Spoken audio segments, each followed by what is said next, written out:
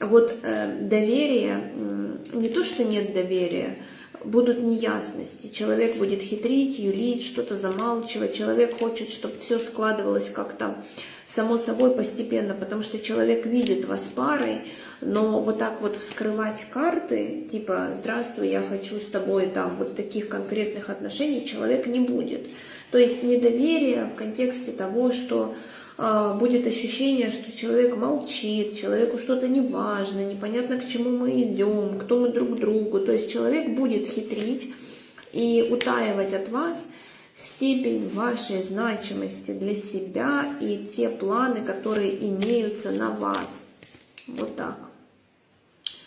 Но тут много будет складываться в ваших отношениях даже помимо воли вашей и загаданного человека, потому что отношения кармические, судьбоносные, отношения важные, вы должны вырулить из этого